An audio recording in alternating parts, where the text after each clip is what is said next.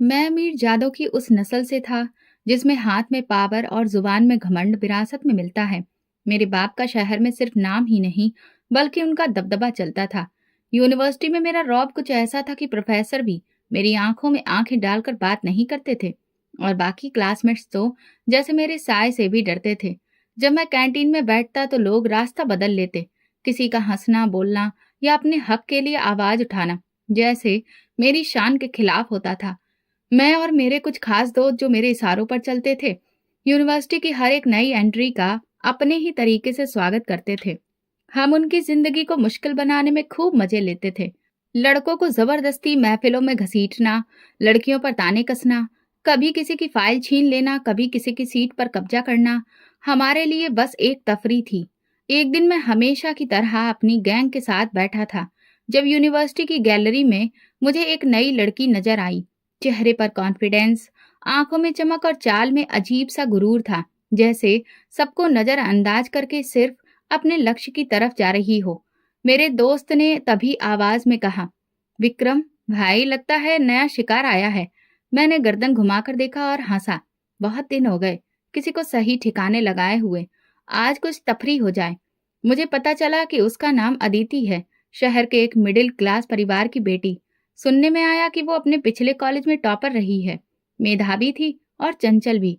मुझे इस तरह के लोग हमेशा चैलेंज जैसे लगते थे और मैंने फिर खुद से वादा किया कि इस लड़की को झुकना है, वो भी सबके सामने। जब वो मेरे पास से गुजरी, मैंने अपने पैर थोड़ा आगे कर दिए। जैसे ही उसका पैर मेरे जूते से टकराया, वो जमीन पर गिर पड़ी। उसके हाथ में किताबें थीं जो जमीन पर बिखर गईं। मेरे ग्रुप के लड़के हंसने लगे, मैं भी मुस्कुराने लगा। वो जमीन से उठी, धूल झाड़ी और सीधा मेरी तरफ आई। तुम्हें तमीज नहीं है? उसकी आवाज में कोई डर नहीं था, ना ही झिझक, सिर्फ गुस्सा था। मैं हल्की मुस्कुराहट के साथ जवाब देने लगा, अरे गलती से पैर आगे हो गया होगा, इसमें इतना सीरियस होने की क्या जरूरत है। वो एक पल खामोश रही, फिर अचानक पूरी ताकत से मेरे मुंह पर थप्पड़ मारा। सबकी हंसी जैसे थम गई। मेरा चेहरा जलने लगा, लेकिन दिल में जो आग लगी वो उस थप्पड़ से कहीं ज्यादा खतरनाक थी। फिर उसने अपनी पानी की बोतल खोली और मेरे सिर पर उड़ेल दी। दिमाग में जो गर्मी भरी है, ये उसे शांत करने के लिए है। अब तुम्हें अच्छे से याद रहेगा कि लड़कियों को कमजोर समझने की सजा क्या होती है, उसने बुलंद आवाज में कहा। यूनिवर्सिटी के काफी सारे लोगों की भीड़ हमारे आसपास जमा हो गई थी। किसी की भी कुछ कहने की हिम्मत नहीं हुई। सब लोग देख रहे थे। मेरी आंखें अदिति पर जमी थीं, जिसके चेहरे पर सुकून था। वो चली गई, लेकिन अपनी जीत का ऐलान करके। मेरे दोस्त मुझे देख रहे थे, किसी को भी हंसी नहीं आ रही थी। मैं वहां पत्थर की तरह खड़ा रहा। मेरे अंदर जैसे कुछ टूट चुका था। मैं एक जिद्दी रही ज्यादा। मुझे कभी किसी ने इस तरह से बेइज्जत नहीं किया था, लेकिन ना जाने क्यों मुझे आज ऐसा लगा जैसे मैं हार गया हूं। उस लड़की ने मेरे घमंड को पैरों तले कुचल दिया, लेकिन मैंने उसी पल दिल में फैसला कर लिया था, ये लड़की मेरी बेइज्जती का कारण बनी है और मैं इसे माफ नहीं करूंगा। वो थप्पड़, पानी, उसका हर शब्द, सबका मैं हिसाब लूंगा। रात को जब मैं अपने कमरे में बैठा, सब कुछ बार बार आंखों के सामने घूम रहा था। अदिति का चेहरा, उसकी आंखें, उसका गुरूर। मुझे गुस्से से ज्यादा अब अजीब सा खिंचाव महसूस हो रहा था। मैं उसके बारे में सोचता जा रहा था और उसका बेखौफ होना मुझे बार बार याद आ रहा था। विक्रम, क्या हुआ? मेरे दोस्त ने पूछा। मैंने सिगरेट सुलगाकर कहा, ये किस्सा अभी खत्म नहीं हुआ है। ये लड़की समझती है कि वो मुझे हरा देगी। अब मैं उसे बताऊंगा कि विक्रम से पंगा लेने का अंजाम क्या होता है। मैं जानता था कि वो चुप बैठने वाली नहीं, यूनिवर्सिटी को इकट्ठा करेगी, मेरे खिलाफ आवाज उठाएगी। लेकिन यही सब तो मैं चाहता था। मैं उसकी हर हरकत को अब अपने गुरूर का हिस्सा बना चुका था। मुझे उस दिन पहली बार मजा आया जब किसी ने बराबरी में मुझे टक्कर दी, और शायद पहली बार किसी की आंखों ने मुझे आईना दिखाया था। पर मैं विक्रम हूँ और आईने को तोड़ने का हुनर मैं जानता हूँ। लेकिन मैं नहीं जानता था कि ये लड़की मेरे घमंड को नहीं, मेरी जिंदगी को बदलने आई है। यूनिवर्सिटी में अगले दिन जैसे एक खामोश तूफान आया था। सबके होठों पर एक ही बात थी, विक्रम को थप्पड़ पड़ा है। मैं जिस रास्ते से गुजरता लोग नजरें चुरा लेते, कुछ दबी दबी हंसी हंसते। मेरे लिए ये किसी दुश्मन की गोली से ज्यादा दर्दनाक था।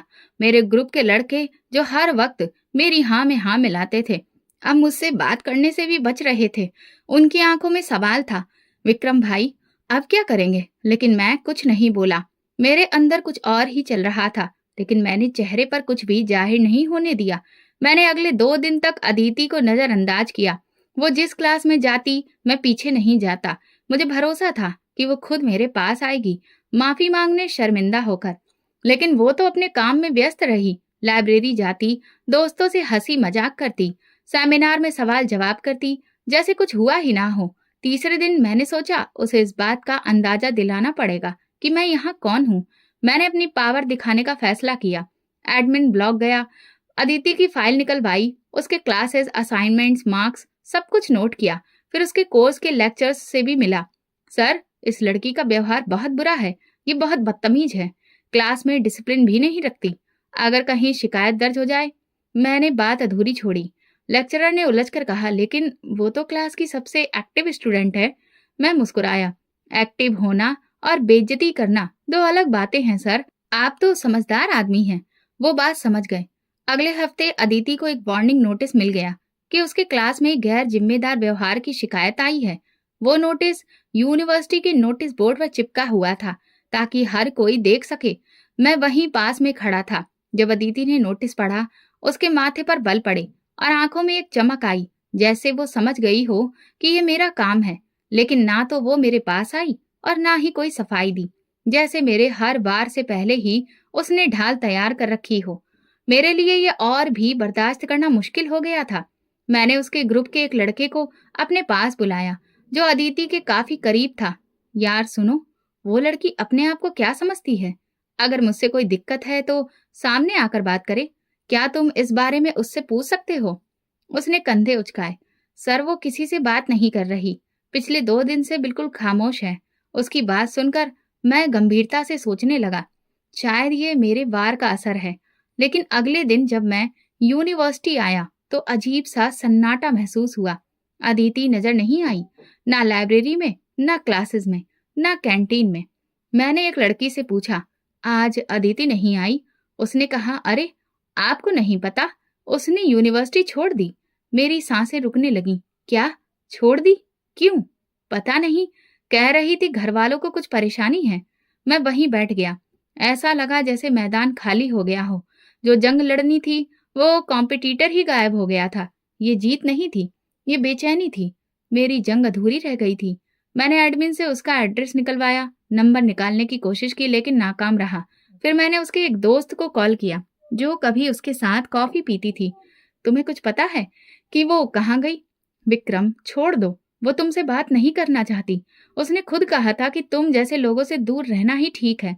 उसने मेरे बारे में ये कहा? मैंने दांत पीस लिए। हाँ, और ये भी कहा कि अगर कभी दोबारा यूनिवर्सिटी आई तो सिर्फ तुमसे बदला लेने आएगी। ये बात मेरे दिल में उतर गई। बदला? वो मुझसे बदला लेगी? मैं हंसा। तो फिर ठीक है, अब मैं उसका इंतजार नहीं करूंगा। मैं खुद उसे ढूंढूंगा। उस रात मैंने देर तक अपने कमरे की छत को घूरा और सोचा, ये लड़की अब सिर्फ मेरे गुरूर का सवाल नहीं रही थी, ये मेरी जिद बन चुकी थी। अगर वो समझती है कि वो बचकर निकल गई, तो वो मुझे नहीं जानती। विक्रम जो बात ठान लेता है, वो पूरी करके ही छोड़ता है। और मेरा इरादा अब पक्का हो चुका था। मैं उसे ढूंढ निकालूंगा, उसकी जिंदगी में वापस जाऊंगा और वही दर्द दूंगा जो उसने मेरे गुरूर को दिया था। कई दिन गुजर चुके थे, लेकिन अदिति का ख्याल मेरे मन से निकलने का नाम नहीं ले रहा था। ना वो मेरे सामने थी, ना मेरी पहुंच में, लेकिन उसकी गैर मौजूदगी मेरे आसपास महसूस होती थी। यूनिवर्सिटी की बिल्डिंग अब मेरे लिए सिर्फ एक जंग नहीं रही थी, ये अधूरी कहानी का हिस्सा बन चुकी थी। और मैं वो किरदार बन चुका था जो अपनी अगली लाइन भूल चुका हो। एक दिन मैंने फैसला किया कि इस बेचैनी को खत्म करने के लिए मुझे उसे ढूंढना होगा। मैं सबसे पहले उसकी क्लासमेट माही से बात करने गया। माही, मुझे अदिति का पता चाहिए। वो अचानक चली गई, उसकी कोई खबर नहीं। माही ने मुझे शक भरी नजरों से देखा। अब तुम्हें उसकी क्यों फिक्र हो रही है? तुमने ही तो उसकी जिंदगी में तूफान खड़ा किया था। मैंने संजीदगी से कहा, बस कुछ जानना है, एक बार मिलना है। कुछ पलों की खामोशी के बाद वो बोली, शहर के पुराने हिस्से में वो रहती है, गली नंबर 7। ये सुनकर मैं सीधा गाड़ी निकालकर उस एरिया में चला गया। वहां की तंग गलियां, छोटे छोटे मकान और एक साधारण सी जिंदगी मुझे आश्चर्य में डाल गई। मैं अब तक जो दुनिया देख चुका था वो उससे बिल्कुल अलग थी। मैंने दिए गए पते पर जाकर एक बूढ़ी औरत से पूछा, आंटी, ये अदिति का घर है? उसने कहा हाँ, लेकिन अब वो यहाँ नहीं रहती। उसके पापा ने उसे नानी के घर भेज दिया है, कुछ दिनों के लिए। क्यों? मैंने पूछा। बूढ़ी औरत ने कंधे झुका दिए। पता नहीं, कोई बात हुई थी यूनिवर्सिटी में। उसके बाद वो काफी परेशान हो गई थी। मैं वापस गाड़ी में बैठ गया, लेकिन मन में कई सवाल घूमने लगे। क्या वो सच में सिर्फ नानी के घर गई है, या घर वालों ने उसे कहीं और भेज दिया है? क्या वो अभी मुझसे नफरत करती है, या शायद कोई और बात है? अगले दिन मैंने अपने जानने वाले रिपोर्टर दोस्त से बात की। मुझे एक लड़की के बारे में जानकारी चाहिए। उसका नाम अदिति है, पिता का नाम मनोज तिवारी। फिर मैंने अदिति का एड्रेस उसे बताया। देखो तुम क्या कर सकते हो। 2 दिन बाद उसने मुझे एक पर्ची पर कुछ लिख कर दिया। ये उसका नया एड्रेस है। और एक बात और, उसकी शादी की बात चल रही है। मेरा हाथ वो पर्ची पकड़ते ही रुक गया। क्या मतलब? शादी की बात? हाँ, उसके पापा के बचपन के दोस्त के बेटे के साथ उसकी मंगनी हो चुकी है। अब शायद शादी होने वाली है। मैं चुप हो गया, जैसे अचानक दिल के अंदर कोई दरार पड़ गई हो। ये जिद थी, मोहब्बत, या सिर्फ हारने का डर? मैं खुद भी नहीं जानता था। बस ये जानता था कि वो किसी और की ना हो। मैंने फैसला किया कि एक बार फिर उसे मिलूंगा। उसके मोहल्ले में गया, दरवाजे पर दस्तक दी। दरवाजा खुला। सामने एक ठीक ठाक उम्र की औरत थी। नमस्ते, मुझे अदिति से मिलना है। मैं उसकी यूनिवर्सिटी का दोस्त हूँ। उस औरत ने शक भरी नजरों से देखा। वो भी बाहर गई है। क्या बात है बेटा? बस उससे कहिए कि विक्रम आया था, वो समझ जाएगी। मैंने सोचा, अगर वो वाकई मेरी तरफ कुछ महसूस करती होगी तो मुझसे बात करेगी, नहीं करेगी तो ये सब खत्म। 2 दिन बाद मैंने उसकी पड़ोसन लड़की को देखा, जो यूनिवर्सिटी में उसके साथ थी। मैंने उसे रोका। तुम अदिति की दोस्त हो ना? सुनो, क्या ये सच है कि उसकी शादी हो रही है? लड़की ने उदास अंदाज में कहा, हाँ। उसके घर वालों को तुम्हारे और उसके बीच होने वाले झगड़े की खबर मिल गई थी। वे बहुत नाराज हुए। उन लोगों की सोच तुम्हारे जैसी नहीं है। वे इज्जत बचाने के चक्कर में उसकी शादी जल्दी कर रहे हैं। लेकिन जिससे शादी हो रही है, वो लड़का क्या अदिति से प्यार करता है? प्यार का तो मुझे नहीं पता, लेकिन अदिति को वो बिल्कुल पसंद नहीं। और ये रिश्ता सिर्फ परिवार के दबाव में हो रहा है। मैं सुन्न हो गया, जैसे मेरे कदमों के नीचे से जमीन निकल गई हो। अदिति को जो दुख मैंने दिया, शायद वो उसकी जिंदगी की सबसे बड़ी सजा बनने जा रही थी। शादी की खबर सुनने के बाद मैं सुकून से नहीं बैठ सका। हर घंटा मुझे बेचैन करता, जैसे वक्त मेरे खिलाफ दौड़ रहा हो। मैंने घर में बताया कि मुझे अदिति से शादी करनी है। मेरे पापा ने पहली बार मेरी बात पर मजाक बनाया। तुम एक मिडिल क्लास लड़की से शादी करोगे? विक्रम, ये जिद है या कोई और वजह? मैंने कहा, यह मेरे दिल की बात है। मैं उससे शादी करना चाहता हूँ। पापा ने गुस्से से अखबार मेज पर दे मारा। तुम्हें हो क्या गया है?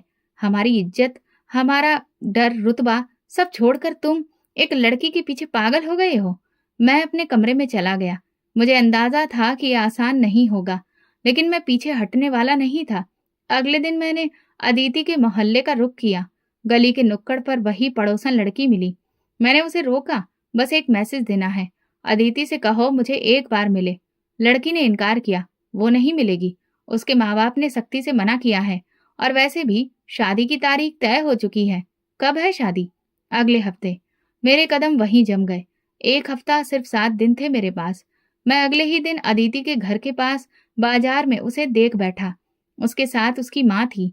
वो कपड़े खरीद रही थी, लेकिन चेहरा उदास था, जैसे वो खुद इस फैसले का हिस्सा ना हो, सिर्फ नाटक कर रही हो, जो दूसरों की लिखी हुई कहानी में अपनी लाइनें बोल रही हो। जब उसकी माँ किसी और दुकान में गई तो मैंने फौरन उसका रास्ता रोका। वो चौंक गई, नजर चुराई और मुड़ने लगी, लेकिन मैंने धीरे से उसकी बाजू थाम ली।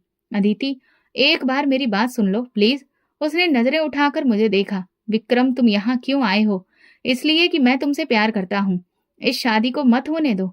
मैं सच में बदल चुका हूँ। उसने तंज भरी मुस्कुराहट दी। तुम बदल गए हो? जब तुमने मुझे नीचा दिखाया था, तब ये ख्याल क्यों नहीं आया तुम्हें? मेरी इज्जत को तमाशा बनाने में तुम्हें खुशी मिली थी, और आज तुम मोहब्बत की बातें कर रहे हो। मैं जानता हूँ कि मुझसे गलती हुई, लेकिन मैं खुद को सजा दे चुका हूँ। तुम्हारे बिना जी नहीं पाऊंगा। वो चुप रही। सिर्फ एक बार बोली, विक्रम, मेरे लिए सब कुछ खत्म हो चुका है, तुम्हें ये बात समझनी चाहिए। वो चली गई। मैं काफी देर वहीं खड़ा रहा। उसी रात मैंने अदिति की सहेली के जरिए एक और संदेश भिजवाया। अगर तुमने शादी की तो मैं अपनी जान ले लूंगा। ये कोई धमकी नहीं, हकीकत है, क्योंकि मेरे पास अब तुम्हारे सिवा कुछ नहीं बचा। मैसेज गया लेकिन कोई जवाब नहीं आया। मैं इंतजार करता रहा। हर घंटा एक सदी के जैसा लग रहा था। फिर वो दिन आ गया जब उसकी शादी थी। मैंने फैसला कर लिया कि मैं वो कर गुजरूंगा जो मैंने कहा था। अगर वो मेरी नहीं हुई तो फिर इस जिंदगी का क्या फायदा। मैंने अलमारी से नींद की गोलियां निकाली, एक पानी की बोतल और दरवाजा बंद करके सब खाली कर दिया। जो मेरी बहन में जैसे ही कमरे में आई तो मैं फर्श पर बेहोश पड़ा था। अस्पताल ले जाया गया। मेरे मुंह से जो झाग आ रहा था उसे साफ किया गया। डॉक्टर ने कहा अगर आधा घंटा और देर हो जाती तो फिर बचना मुश्किल था। मेरे माँ बाप खामोश थे। माँ की आंखों में आंसू और पापा कुछ भी कहने के काबिल नहीं थे। अस्पताल के बिस्तर पर लेटते हुए मैं सिर्फ एक ही चेहरा देख रहा था, अदिति। शायद इस वक्त किसी ने उसे ये खबर दी। किसी ने कहा विक्रम ने तुम्हारे लिए जान देने की कोशिश की है। मैं नहीं जानता वो क्या सोच रही थी, लेकिन अगले दिन जब मैं अस्पताल के कमरे में आंखें खोल रहा था, मुझे मेरे दोस्त ने अदिति की शादी की फोटो दिखाई। वो लाल जोड़े में थी, खामोश झुकी नजर के साथ। किसी और की वो हो चुकी थी। मैंने नजरें फेर ली। कोई शोर नहीं था अंदर, सिर्फ खालीपन था।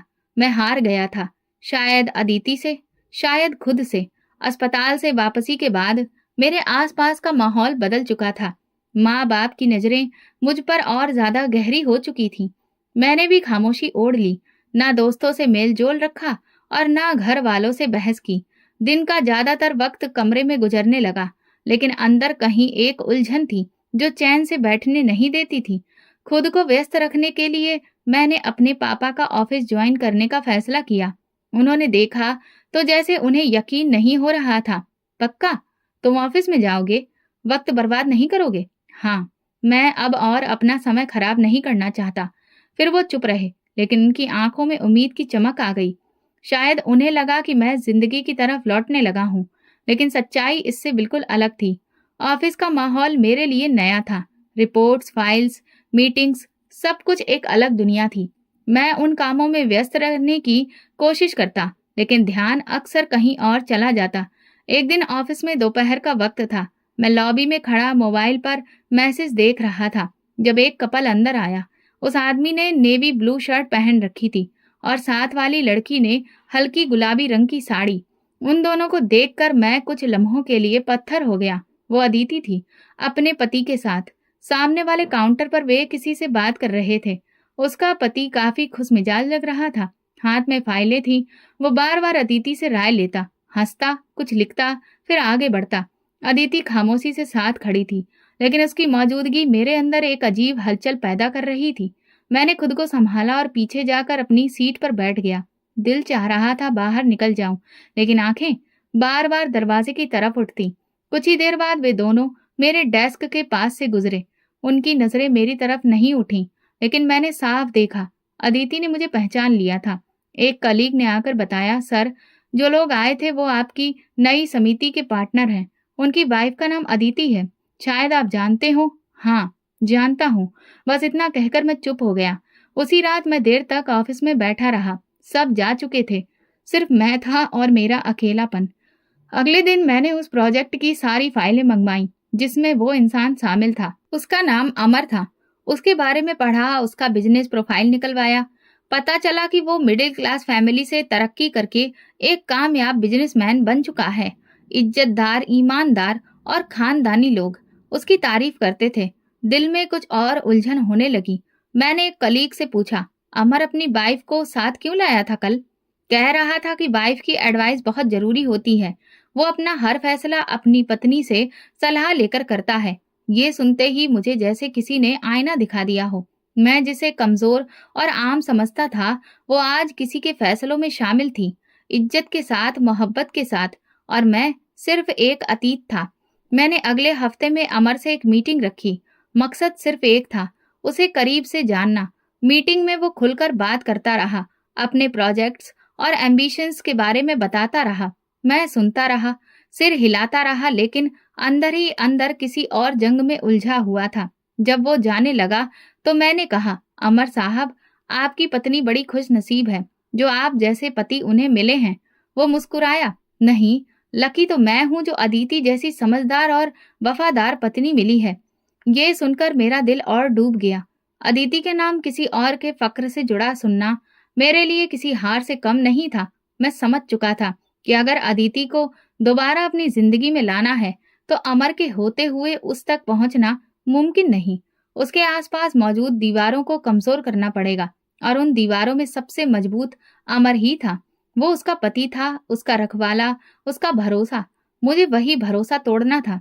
मैंने अमर के साथ काम के बहाने और ज्यादा वक्त गुजारना शुरू किया। हर मीटिंग में हल्की बातों से शुरुआत, धीरे धीरे उसके पर्सनल मामलों की तरफ मैं बढ़ता गया। वो बेफिक्र इंसान था, दूसरों की बातों में जल्दी आ जाता था। एक दिन मैंने उससे पूछा, अमर, तुम्हारी शादी को कितना वक्त हुआ है? बस 4 महीने। और अदिति कैसी पत्नी है? वो मुस्कुराया। समझदार है, लेकिन थोड़ी खामोश मिजाज है। कम बोलती है और अपनी बातें अपने तक रखती है। ये तो अच्छी बात है, लेकिन कभी कभी खामोशी बहुत कुछ छुपा भी लेती है। मैं इस बात को यूं ही छोड़ दिया। उसने चौंक कर मेरी तरफ देखा। क्या मतलब? नहीं, बस यूं ही कहा। मैं किसी पर शक नहीं कर रहा। अदिति समझदार लगती है। शायद कुछ बातें वो अतीत में छोड़ आई हो, जिन पर अब वो पर्दा डालना बेहतर समझती है। अमर खामोश हो गया।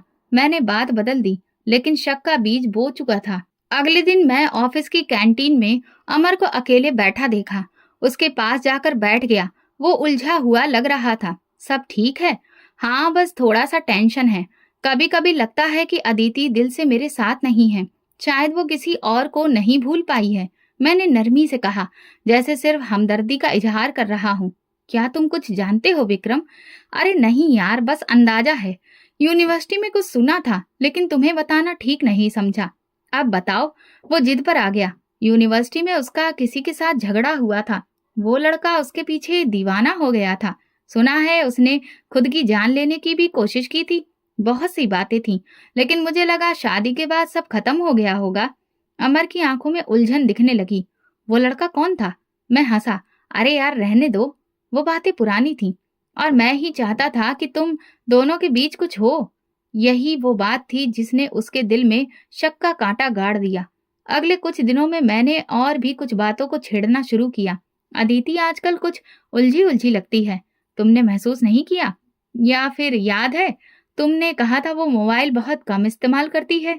मैं जानता था कि अमर बहुत जल्दी भरोसा करने वाला इंसान है, लेकिन वही लोग जब धोखा महसूस करते हैं तो सबसे ज्यादा टूटते हैं। कुछ दिन बाद अमर ने ऑफिस में मुझसे पूछा, विक्रम, तुम्हारे पास अदिति की यूनिवर्सिटी की कोई तस्वीर या खबर है? मैं जानना चाहता हूँ, वाकई में कुछ था या नहीं। मैंने उस लम्हे का बहुत इंतजार किया था। मैंने अपनी पुरानी फाइल में से एक ग्रुप फोटो निकाली, जिसमें अदिति और मैं एक ही लाइन में खड़े थे।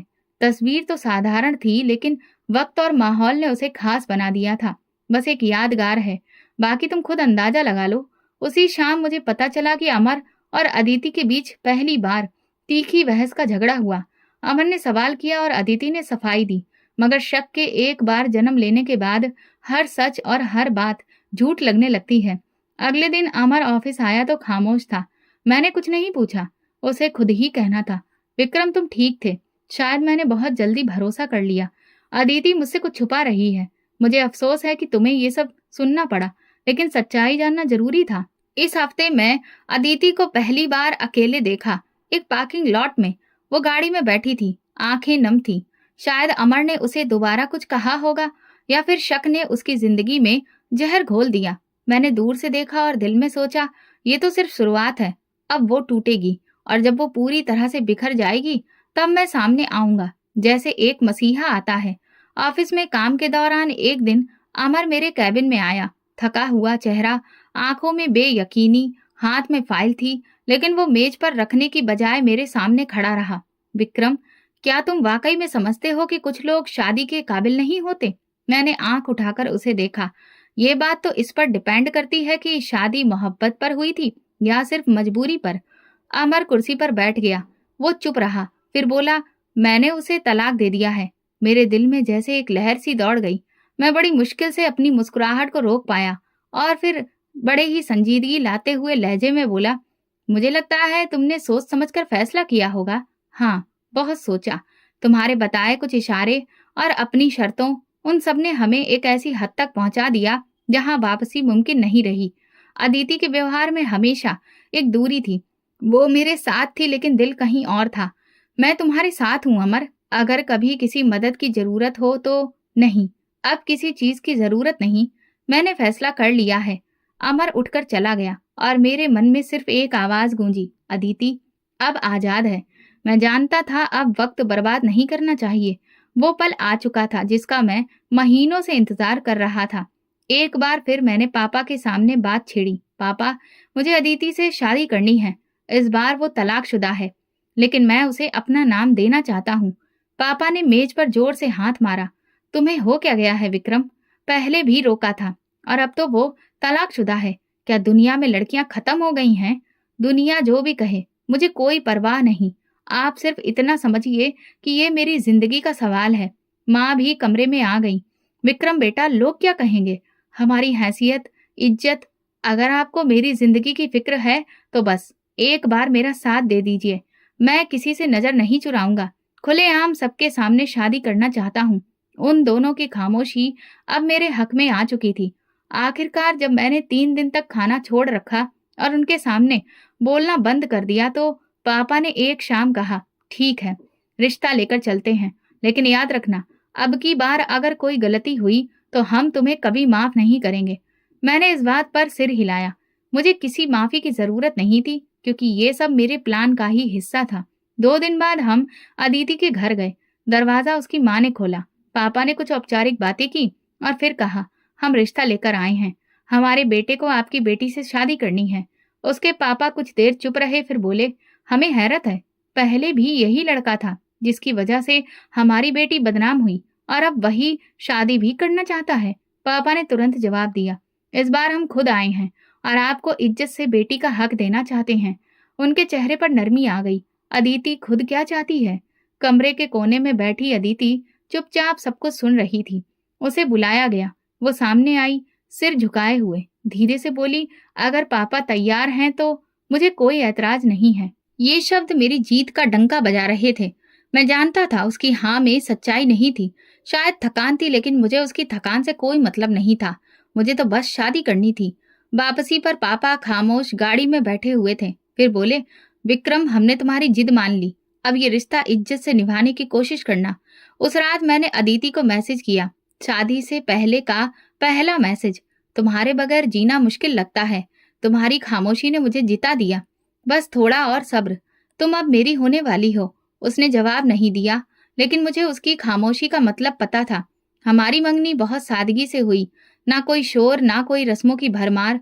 दोनों घरों में खामोशी का समा था, जैसे सब जानते हो कि ये रिश्ता खुशी से नहीं, हालात से जुड़ा है। लेकिन मेरे लिए ये खामोशी सबसे बड़ी कामयाबी थी। मैंने वो मुकाम पा लिया था जहां से अपनी अगली चाल बहुत आसानी से चली जा सकती थी। मंगनी के अगले दिन ही मैंने अदिति को मैसेज किया, कभी सोचा भी नहीं था कि तुम मेरी जिंदगी में इस तरह वापस आओगी। अब की बार सब कुछ ठीक होगा। जवाब 2 दिन बाद आया, बस प्रार्थना है कि जो कुछ हुआ उससे आगे बेहतर हो। अब मैं अपने आप को बहुत सच्चा और नरम दिल दिखाने लगा। हर रोज सुबह टाइम से मैसेज, शाम को हालचाल, किताबों की तस्वीरें, फिल्मों की बातें। मैंने हर तरीका अपनाया जो किसी मोहब्बत करने वाले मर्द का हो सकता है। एक दिन मैंने पूछा, तुम्हें मेरी बातों से उलझन तो नहीं होती? अदिति ने कहा, नहीं, बस कुछ वक्त लगेगा सब कुछ नॉर्मल होने में। मैं जानता था वक्त ही तो मेरे पास था और इस वक्त को मैं अपने फायदे में इस्तेमाल करना चाहता था। 2 हफ्ते बाद मैंने पहली बार उसे कॉल की। अदिति, कभी लगा क्या हम एक दूसरे से इस तरह से बात करेंगे? नहीं, सच कहूं तो नहीं लगा था, और अब कुछ चीजें वक्त के साथ बदल जाती हैं। मैंने बात आगे नहीं बढ़ाई, लेकिन दिल में एक और निशान लगा लिया। जितना वो नरम हो रही थी उतना ही मेरा प्लान सख्त हो रहा था। हफ्ते में एक बार मैं उसके घर जाता, माँ के हाथ की चाय, छोटे भाई की शरारत और अदिति की खामोश मौजूदगी में सब कुछ बर्दाश्त करता, बल्कि प्यार से जवाब देता। एक दिन मैंने उसके छोटे भाई को साइकिल लेकर दी, माँ को साड़ी दी, पापा के लिए अच्छी कमीज लाया। मैं वो सब कुछ कर रहा था जो एक बेहतरीन दामाद करता है, लेकिन हर अमल मेरे अंदर की एक कड़ी लहर को दबाने के लिए था। जो सिर्फ सही वक्त का इंतजार कर रही थी। मंगनी के 1 महीने बाद अदिति ने पहली बार खुद से मैसेज किया, विक्रम, लगता है तुम सच में बदल गए हो। मैंने जवाब दिया, तुमने मुझे बदल दिया। तुम ही वो वजह हो जिसने मुझे खुद को पहचानने पर मजबूर किया। इसके बाद वो मुझसे ज्यादा खुलकर बात करने लगी। कभी पुरानी तस्वीर, कभी यूनिवर्सिटी की यादें, कभी सवाल कि क्या वाकई तुमने मेरी खातिर वो सब किया था। मैं हर बार सच्चाई के रंग में खुद को लपेटता और वो हर बार बेखबर भरोसा करती रही। एक दिन शाम को फोन पर उसकी आवाज हल्की सी कांप रही थी, विक्रम, मुझे लगता है मैं तुमसे फिर से प्यार करने लगी हूँ, और इस बार शायद पहले से ज्यादा। मैंने आंखें बंद करके गहरी सांस ली। मुझे तुम पर हमेशा से भरोसा था। फोन बंद हुआ और मैं देर तक छत की तरफ देखता रहा। वो जाल जो मैंने बिछाया था अब पूरा हो चुका था। शिकार उसमें पूरी तरह उलझ चुका था।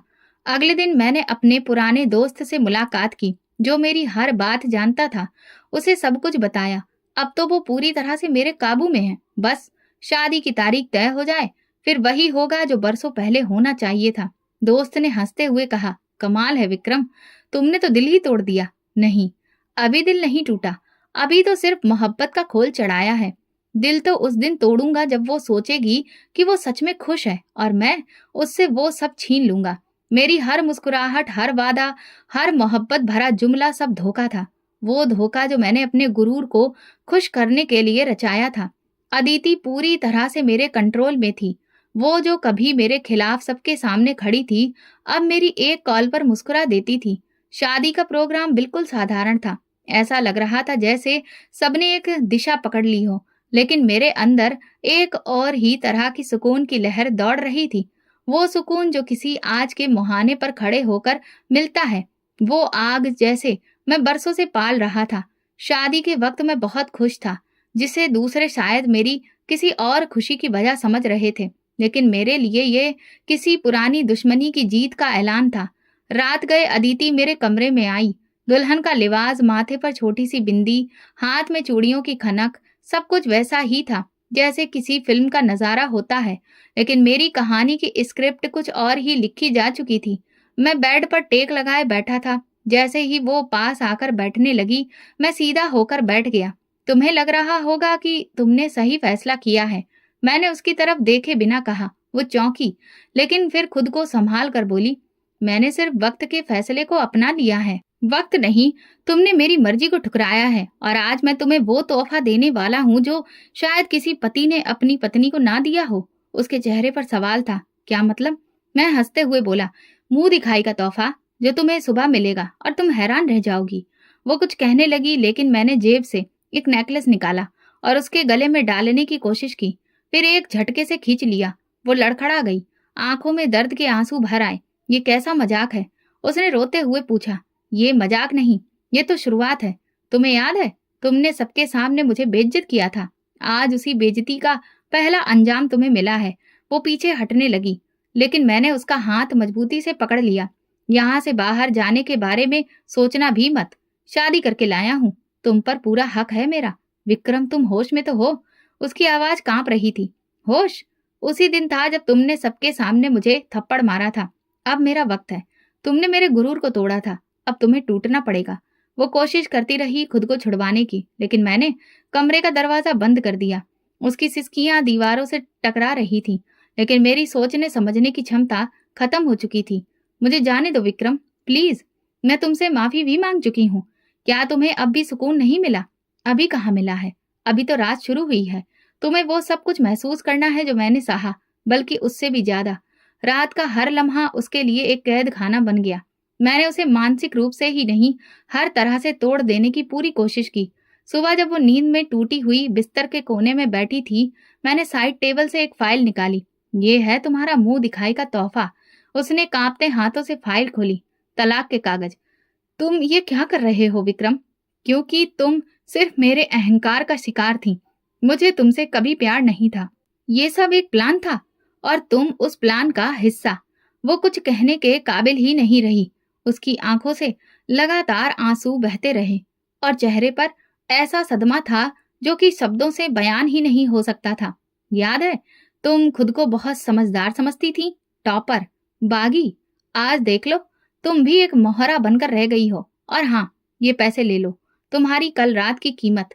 मैंने कुछ नोट उसके सामने फेंके। उसने नोटों को नहीं देखा, बस मुझे घूरती रही। तुमने जो किया उसका अंजाम तुम्हें खुद भुगतना होगा। मैं हंस पड़ा। हो सकता है, लेकिन आज की रात मेरी थी और तुम एक कैदी, यही काफी है।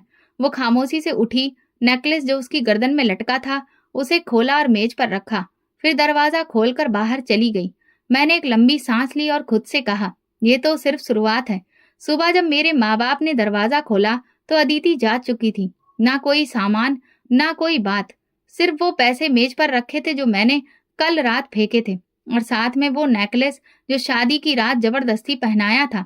मेरी माँ ने वो चीजें उठाई और चौंक गई। ये क्या है? अदिति कहाँ गई? मैंने धीरे से कहा। चली गई, उसे तलाक दे दिया है। पापा कुर्सी से उठ गए। तुम होश में तो हो विक्रम? बिल्कुल। शादी हुई और एक दिन बाद खत्म, यही सब कुछ काफी था। इस बात का बदला लिया तुमने। वो तो पहले ही टूटी हुई थी, तुम्हें और क्या चाहिए था? माँ की आंखों में भी यकीन नहीं था। मुझे वो चाहिए था जो बरसों पहले उसने मुझसे छीन लिया था, इज्जत, गुरूर। पापा ने सख्त लहजे में कहा, विक्रम, ये इज्जत ऐसे वापस नहीं आती। तुमने खुद को बर्बाद कर लिया है। मैंने कोई जवाब नहीं दिया। दिल में सिर्फ एक बात थी, मेरा काम पूरा हो गया। दोपहर तक बात मोहल्ले में फैल चुकी थी। शादी के अगले दिन ही तलाक। लोग हैरान थे, बातें कर रहे थे, मगर मैं कमरे में खामोश बैठा था। अदिति के घर पर भी माहौल बदल चुका था। उसके माँ बाप ने जब उसे दरवाजे पर देखा तो पहले तो कुछ समझ नहीं पाए, लेकिन उसकी खामोशी, खाली हाथ और आंखों में उदासी सब कुछ बयां कर गए। क्या हुआ? माँ ने पूछा। उसने हाथ में पकड़े कागज उनके सामने रखे और सिर्फ इतना कहा, तलाक हो गया है। उसके पापा ने कागज देखे और कुर्सी पर बैठ गए। ना वो ठीक से बोले, ना कुछ कहा। माँ के आंसू बहने लगे, लेकिन अदिति चुप रही, जैसे सब कुछ पहले से जानती हो। अगले दिन एक पुराना जानने वाला मेरे ऑफिस आया। चेहरे से वो अदिति के मोहल्ले का लग रहा था। विक्रम, सब लोग कह रहे हैं कि आपने बहुत गलत किया। वो लड़की तो पहले ही सब कुछ हार चुकी थी, अब आपने उसे और बेइज्जत कर दिया। ये मेरा पर्सनल मैटर है, किसी को भी हक नहीं है कि इसमें बोले। आप ठीक कह रहे हैं, लेकिन कभी कभी पर्सनल फैसले दूसरों के लिए भी बात करने का मुद्दा बन जाते हैं। वो उठा और चला गया, लेकिन उसकी बात मेरे मन में रह गई। शाम को मैं ऑफिस से वापसी पर सड़क किनारे एक छोटे से होटल के सामने गाड़ी रोकी। वहां बैठे कुछ लड़के हंसी मजाक में अदिति की ही बातें कर रहे थे। सुना है विक्रम ने एक दिन बाद ही तलाक दे दिया बेचारी को। बेचारी कुछ नहीं, बस शादी कर लेने का सामान बन गई है। मैंने उनकी बातें सुनी और चुपचाप वहां से वापस आ गया। लोगों की जुबान पर जो बात मैं चाहता था वो आ चुकी थी, लेकिन अब उन बातों में खुशी महसूस नहीं हो रही थी। रात को मेज पर रखा नेकलेस नजर आया, वही नेकलेस जिससे मैंने अदिति को नीचा दिखाने की कोशिश की थी। मैंने उसे हाथ में लिया और कुछ लम्हे देखा, फिर अलमारी में रख दिया। अगली सुबह एक लेटर मेरे नाम आया। कोई नाम नहीं, कोई दस्तखत नहीं, सिर्फ एक सादा सा लिफाफा। मैं गई नहीं, तुमने खुद को खो दिया। तुम्हें लगा कि तुमने सब जीत लिया है, मगर तुम्हारे दिल में अब भी वही खालीपन है जिसे तुमने मुझ पर थोपने की कोशिश की। तुम जीते नहीं हो, सिर्फ अकेले रह गए हो। मैंने कागज फाड़कर फेंक दिया, लेकिन वो बातें मेरे दिमाग से चिपक गईं। 2 दिन बाद मेरे पापा ने मुझसे कहा, तुम्हें अब खुद सोचना है। तुमने जिस बुनियाद पर यह रिश्ता बनाया, सोचो उसका अंजाम क्या होगा। मैंने कहा, पापा, वो खत्म हो चुका है। उसकी कहानी मेरे लिए बंद हो गई है, लेकिन दिल गवाही नहीं दे रहा था। मैं जीत गया था, लेकिन इस जीत में जश्न का कोई पल नहीं था। अदिति खामोशी से चली गई। उसकी आंखों ने जो नहीं कहा वो सब कुछ कह चुकी थी। कुछ महीने गुजर गए, अदिति की वापसी नहीं हुई, लेकिन उसकी खामोशी ने मेरे आसपास एक अजीब सी उदासी छोड़ दी थी। एक दिन ऑफिस के प्रोजेक्ट के सिलसिले में मुझे लंदन जाना पड़ा। वहां जाकर काफी अलग महसूस हो रहा था। एक कॉन्फ्रेंस के बाद एक पार्टी में शामिल हुआ, जहां मेरी मुलाकात प्रीति से हुई। प्रीति, खूबसूरत चेहरा, आत्मविश्वास और बड़ी आसानी से बात करने वाली लड़की। वो एक इंटरनेशनल मार्केटिंग फर्म में काम करती थी। पहली बातचीत में वो जान गई कि मैं कौन हूँ, कहाँ से आया हूँ और क्या हैसियत रखता हूँ। अगले कुछ दिनों में हम बार बार मिलने लगे। मैंने उसे अपनी पहली शादी के बारे में बताया, लेकिन अपनी सच्चाई को छुपाकर। मैं चाहता था कि सब पीछे छोड़ दूं, एक नई जिंदगी शुरू करूं, जहां कोई पुराना जख्म ना हो। एक शाम मैंने कहा तो प्रीति ने मुस्कुराकर कहा, तो फिर देर किस बात की। मैंने लंदन में ही उससे शादी कर ली और कुछ हफ्तों के बाद उसे लेकर वापस इंडिया आ गया। मेरे माँ बाप को जैसे ही ये खबर मिली, उनकी नाराजगी बढ़ गई। एक बार फिर से अपनी मर्जी से, बिना हमसे बात किए, माँ ने गुस्से से कहा, ये मेरा फैसला है, प्रीति मेरी जिंदगी है। पापा ने कुछ भी नहीं कहा, वो चुपचाप कमरे से निकल गए। शुरुआती दिन ठीक से गुजरे। प्रीति हर चीज में इंटरेस्ट लेती थी, बिजनेस के फैसलों में, जमीनों के दस्तावेजों में, बैंक बैलेंस चेक करने में। मुझे लगा शायद वो सिर्फ एक अच्छी पत्नी है जो मेरे काम में हाथ बटाना चाहती है, लेकिन धीरे धीरे वो सारे फैसले खुद लेने लगी। एक दिन मैंने उसे एक प्रॉपर्टी के कागजात चेक करते हुए पाया। ये क्या कर रही हो? बस देख रही हूँ। क्यों? क्या देख रही हो? यही कि तुम्हारे हिस्से में कितने प्लॉट हैं। क्यों? अरे बस जानना चाहती थी। अगर कभी कुछ हो जाए तो मुझे सब पता होना चाहिए ना। पहले तो ये बात मुझे मामूली लगी, लेकिन शक का बीज दिल में लग चुका था। कुछ दिन बाद मैंने महसूस किया कि मेरे साइन किए बिना कुछ कागजों पर कार्रवाई हो रही है। मैंने अपने वकील को बुलाया और जांच करवाई। तब पता चला कि प्रीति ने मुझसे चालाकी से कई कागजों पर साइन करवा लिए थे, जिनके जरिए उसने मेरे नाम की कई प्रॉपर्टीज अपने नाम पर करवा ली थी। मैं हैरान रह गया। एक दिन जब मैंने उसे सामने बिठाकर पूछा तो वो बिल्कुल भी नहीं घबराई। विक्रम, तुम वही आदमी हो जिसने एक औरत को सिर्फ तमाशा बनाकर छोड़ा था। तुम्हें क्या लगा कि मुझे कुछ पता नहीं चलेगा? तुम्हें लगता है औरतें सिर्फ सहने के लिए होती हैं? ये बदला है। तुमने मुझसे सिर्फ शादी अपने पैसों के लिए की। नहीं विक्रम, मैं तुमसे शादी तुम जैसे आदमी को उसके अंजाम तक पहुंचाने के लिए की थी। तुमने एक मासूम लड़की को बर्बाद किया। अब वक्त है तुम बर्बाद हो जाओ। वो उठकर कमरे से चली गई। मैं वहीं बैठा रहा, जैसे किसी ने कुर्सी खींच ली और मैं जमीन पर आ गिरा। अगले कुछ हफ्तों में जो कुछ हुआ वो शायद किसी बुरे सपने के जैसा था। प्रीति ने मेरे सारे बैंक अकाउंट्स खाली कर दिए, प्रॉपर्टी अपने नाम करवा ली और एक दिन बिना जानकारी के विदेश चली गई। घर में सिर्फ वो सामान बचा था जिसे बैंक कब्जे में लेने वाला था। मेरे माँ बाप इस सदमे को बर्दाश्त नहीं कर सके। पहले पापा अस्पताल पहुंचे, फिर माँ की तबीयत बिगड़ गई और एक ही महीने में दोनों दुनिया छोड़ गए। मैं उनका इकलौता बेटा था जिसने उनको हर बात की नजरअंदाज किया। अब अकेला उनकी अर्थी को कंधा दे रहा था। मैंने जिंदगी में पहली बार किसी मंदिर के बाहर बैठकर मांगना शुरू किया। हाथ फैलाना पड़ा और वही लोग जो कभी मेरी ताकत से डरते थे, अब तरस खाकर मुझे कुछ सिक्के थमाकर आगे बढ़ जाते। मैं उस बड़े मंदिर के दरबार के साए के कोने में रोज बैठता। मेरे सामने एक प्लास्टिक की खाली बोतल होती जिसमें लोग सिक्के या कभी कभार कोई नोट डाल देते। कभी 2 रोटी, कभी चावल की प्लेट। अब यही मेरी जिंदगी थी। कभी कभी लोग पहचान भी लेते थे। एक दिन एक बूढ़ा आदमी वहां आया और बोला, ये तो वही विक्रम है ना, उस अमीर आदमी का बेटा। इस दुनिया ने क्या दिन दिखा दिए हैं। मैंने कोई जवाब नहीं दिया। अब तो ये सब सुनने की आदत हो चुकी थी। एक दिन जब शाम की आरती हो चुकी थी और अंधेरा होने लगा था तो एक गाड़ी आकर रुकी, बहुत महंगी और शानदार। जैसे ही दरवाजा खुला एक आदमी उतरा, फिर दूसरी तरफ से एक औरत। मैंने पहले उस आदमी को देखा, फिर उसके साथ खड़ी औरत को। वो अदिति थी। मेरे हाथ में पकड़ी खाली बोतल जमीन पर गिर गई। कुछ सिक्के लुढ़क गए, लेकिन मेरी नजर सिर्फ एक चेहरे पर जमी रही। वो सुकून में लग रही थी, जैसे जिंदगी ने हर जख्म पर मरहम रख दिया हो। सर पर दुपट्टा, आंखों में खुशी, कदमों में कॉन्फिडेंस। उसका पति हाथ में शॉपिंग बैग्स लिए उसके साथ साथ चल रहा था, जैसे दुनिया की हर खुशी उस औरत के कदमों में रख देना चाहता हो। अदिति। मेरे होठों से खुद ब खुद ये नाम निकला, लेकिन आवाज उस तक नहीं पहुंच पाई। वो मंदिर के अंदर गई, पति के साथ प्रार्थना की, साथ में एक बच्चा भी था, और बाहर निकलकर गाड़ी में बैठने लगी। जाते वक्त उसने एक बार मेरी तरफ देखा। आंखें कुछ लम्हों के लिए ठहर गई, लेकिन चेहरे पर कोई भाव नहीं आया। फिर गाड़ी का दरवाजा बंद हुआ और वो चली गई। मैं देर तक वहीं बैठा रहा।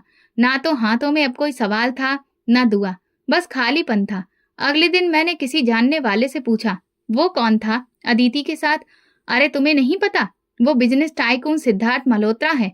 2 साल पहले अमेरिका से वापस आया। सुना है अदिति से शादी की है, बहुत प्यार करता है उससे। शादी कब हुई है? बस यही कोई साल भर पहले। और सुनो, अदिति खुद एक फाउंडेशन चला रही है, विधवा और गरीब लाचार औरतों के लिए। पूरे शहर में उसकी इज्जत है। मैंने सिर झुका लिया। फाउंडेशन? वही अदिति जो कभी मेरे बदले का निशाना बन गई थी, अब दूसरों के दुख बांट रही थी। वो जो मेरे जुल्म के बाद खामोशी से चली गई थी, आज सबकी आवाज बन गई थी। मैंने वो रात मंदिर के पीछे गुजारी, जहाँ रोशनी कम थी और सवाल ज्यादा। कई घंटे नींद नहीं आई। एक हफ्ता गुजर गया। मैं मंदिर के बाहर बैठा लोगों की प्रार्थनाएं और उनकी सिसकियां सुनता रहा, लेकिन खुद के लिए कोई भी दुआ नहीं की। फिर एक दिन वही गाड़ी फिर से आई। इस बार अदिति गाड़ी से उतरी। हाथ में कुछ लिफाफे थे, शायद दान देने के पैकेट। वो मेरे पास आई, कदमों में बैठी और धीरे से एक लिफाफा मेरी तरफ बढ़ाया। मैंने आंखों में हैरत लिए पूछा, ये क्यों? तुम्हें मुझ पर तरस आ गया है? नहीं विक्रम, वो बोली, ये तरस नहीं है, ये वही हिसाब है जो दुनिया करती है। तुमने जो बोया वही काटा, और मैं सिर्फ अपनी तरफ से अपना फर्ज निभाने आई हूँ। तुम जीत गई अदिति, तुमने सब कुछ पा लिया। नहीं, मैं सिर्फ वो सब वापस लेने आई हूँ जो तुमने मुझसे छीना था, इज्जत, खुददारी और सुकून। और वो मुझे मेरे भगवान ने लौटा दिया। और मैंने पूछा, तुम सिर्फ अपनी बद्दुआ का नतीजा हो। तुम्हारा अंजाम तुम्हारे कर्मों से जुड़ा है, किसी और से नहीं। उसने लिफाफा मेरे कदमों में रखा और बिना पलटे वहां से चली गई। मैंने वो लिफाफा नहीं खोला, बस वहीं पड़ा रहने दिया, जैसे कि वो मेरी हैसियत की निशानी हो। उस दिन के बाद मैंने लोगों से भीख मांगना भी छोड़ दिया। अब सिर्फ चुपचाप दीवार से टेक लगाकर बैठता और आने जाने वालों को देखता। जब कभी किसी औरत के हाथ में बच्चा देखता या कोई पति पत्नी एक दूसरे के लिए फूल लेते तो मेरी आंखें नम हो जाती, क्योंकि मैं जानता हूँ मैंने सब कुछ खो दिया, सिर्फ अपने गुरूर की भेंट चढ़ाकर। मेरी कहानी खत्म हो चुकी है, लेकिन अदिति की नहीं। उसका सफर जारी है। उसका नाम अब सम्मान से लिया जाता है, और मैं सिर्फ एक भूली बिसरी याद हूँ। एक ऐसा अंजाम जिसे लोग देखते हैं और सीखते हैं कि इंसान जब अपने रास्ते से हट जाता है तो अंजाम से वापस उसी जमीन पर लुढ़कता है जहां से वो उड़ान के सपने देखता था। ये कहानी हमें सिखाती है कि जुल्म, गुरूर और बदले का अंजाम हमेशा बर्बादी होता है। सच्चाई, सब्र और खामोशी ही हमें एक न एक दिन इंसाफ के रास्ते पर पहुंचा देती है। तो दोस्तों, अगर आपको हमारी कहानी पसंद आई हो तो कमेंट करके ज़रूर बताएं। वीडियो को लाइक करें और ज़्यादा से ज़्यादा शेयर करें। अगर आप चैनल पर नए हैं तो सब्सक्राइब जरूर करें और नोटिफिकेशन बेल दबाएं ताकि अगली अपडेट सबसे पहले आपको मिले। धन्यवाद।